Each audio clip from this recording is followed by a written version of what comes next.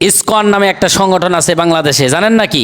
এই সংগঠন থাকতে পারে না যেই সংগঠন 90% মুসলমানের দেশে মুসলমানের সন্তানকে দিনে দুপুরে গলা কেটে জবাই করে, সেই সংগঠন অবিলম্বে নিষিদ্ধ করতে হবে। কথা বলেন ঠিক কিনা? আগে আপনারা জানেন যে ইসকন নামে একটা সংগঠন আছে বাংলাদেশে, জানেন নাকি? জানেন? ইসকন নামে হিন্দুদের সংগঠন আছে।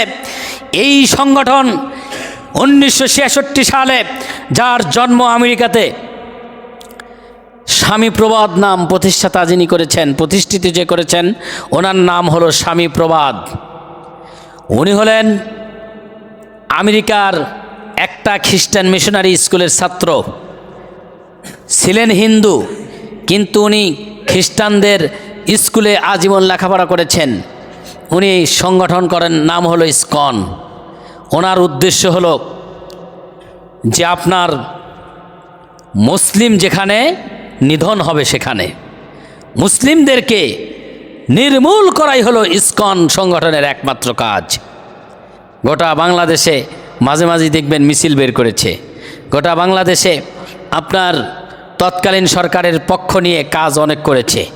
এখন সর্বশেষ চট্টগ্রাম আদালত প্রাঙ্গণে সবুজ নামে আপনার সাইফুল ইসলাম আলিফ নামের একজনকে জবাই করেছে, একেবারে জবাই করেছে।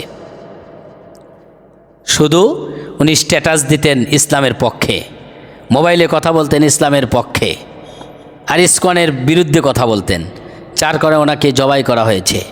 এবং ওনারা মিছিল মিটিং অনেক কিছু করেছে। এরা আসলে হিন্দুদের মূল কিছু না। এরা নাম নেয় যে আমরা হিন্দুদের সনাতন ধর্মকে রক্ষা করার জন্য আমরা এই সংগঠন করেছি। আসলে সনাতন ধর্ম রক্ষা করার জন্য এরা এই সংগঠন করে নাই। এরা হলো মুসলমানদেরকে নিধন করার জন্য এই সংগঠন করেছে।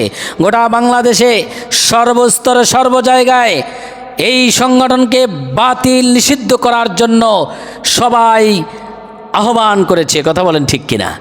আমরাও চন্দ্রকোনা মসজিদ থেকে জানাতে চাই, এই সংগঠন থাকতে পারে না যেই সংগঠন 90% মুসলমানের দেশে মুসলমানের সন্তানকে দিনে দুপুরে গলা কেটে জবাই করে, সেই সংগঠন অবিলম্বে নিষিদ্ধ করতে হবে। কথা বলেন ঠিক কিনা? এরা আসলে মুসলমানদেরকে নিধন করতে চায়, যেটা কোনোভাবেই সম্ভব না এবং আশার কোনো বিষয় না। সম্মানিত হাজিরিন, আপনি মনে করেছেন যে নামাজ পড়লেই বুঝি হইল?